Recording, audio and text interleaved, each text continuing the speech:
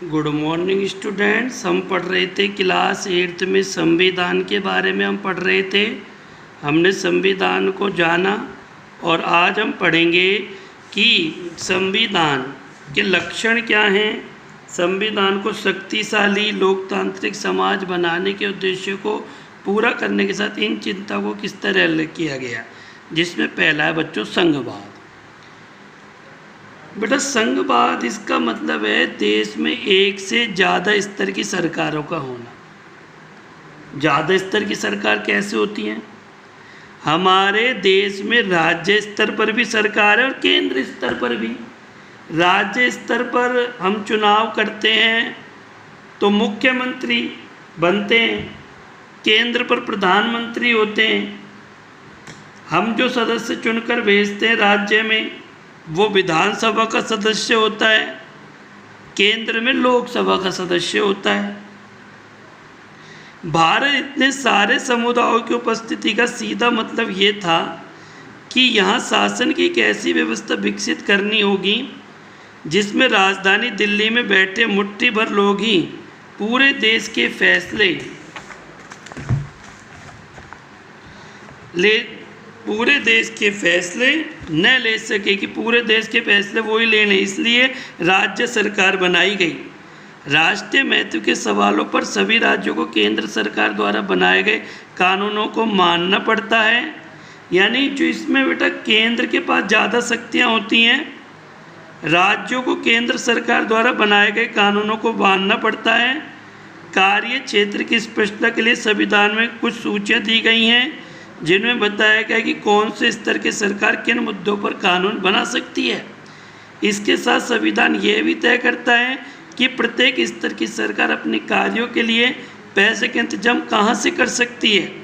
संघवाद के अंतर्गत राज्य केवल केंद्रीय सरकार के प्रतिनिधि नहीं होते हैं, उन्हें भी संविधान से अपनी ताकत और अधिकार मिलते हैं। भारत के सभी लोग इन सभी स्तरों की सरकारों द्वारा बनाए गए कानून और नीतियों के अंतर्गत आते हैं। कहने का मतलब बेटा ये है कि एक दूसरे पर अंकुश बना रहे, कि राज्य जो है निरंकुश ना पड़े, तो केंद्र के अधीन उसको कार्य करने पड़ते हैं, केंद्र के अनुरूप उसको कार्य करने पड़ते हैं। संसदीय शासन व्यवस्था पद्धति, सरकार के सभी स्तरों पर प्रतिनिधियों का चुनाव लोग खुद करते हैं। कक्षा 7 की किताब के शुरू में कांता की कहानी दी गई थी जो वोट डालने के लिए कतार में खड़ी है। तो हम देखते हैं कि वो वोट डाल रही है, वो खुद के वोट कहीं भी डाल सकती है। वयस्क नागरिकों को वोट डालने का अधिकार है, उसे उससे कोई नहीं रोक सकता। और संविधान सभा के सदस्य जब संविधान की रचना कर रहे थे बच्चों, तो उन्हें लगा कि स्वतंत्रता संघर्ष ने भारतीय जनता को वयस्क मताधिकार का प्रयोग करने के लिए योग्य बना दिया है।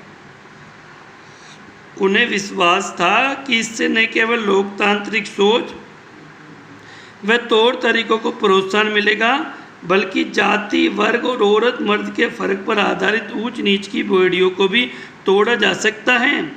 सार्वभौमिक मताधिकार का मतलब है अपने प्रतिनिधियों का चुनाव में देश के सभी लोगों को सीधी भूमिका है।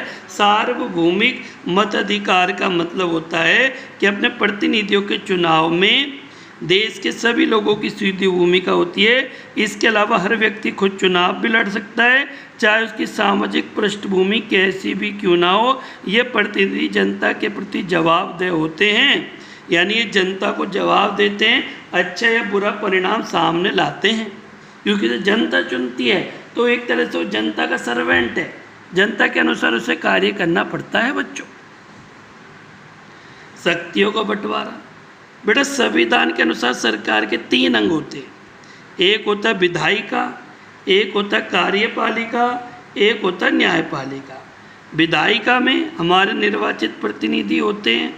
कार्यपालिका ऐसे लोगों का समूह है जो कानूनों को लागू करती है। कार्यपालिका कानूनों को लागू करती है, शासन चलाने का काम देखते हैं। न्यायालयों की व्यवस्था को न्यायपालिका कहा जाता है। सरकार किसी भी शाखा द्वारा सत्ता के दुरुपयोग को रोकने के लिए प्रावधान किया गया है कि इन सभी अंगों की शक्तियाँ एक दूसरे से अलग होंगी, इन पर कोई दबाव नहीं होगा। शक्तियों के इस बंटवारों के आधार पर प्रत्येक अंग दूसरे अंग पर अंकुश रखता है और इस तरह तीन अंगों के बीच सत्ता का संतुलन भी बना रहता है, ताकि ये एक दूसरे की शक्तियों का दुरुपयोग नहीं कर सकें। तो बच्चों, अब आपको कुछ क्वेश्चन दिए जा रहे हैं, उन क्वेश्चनों को टिक लगाए जा रहे हैं, उनको ध्यानपूर्वक आपको करना है।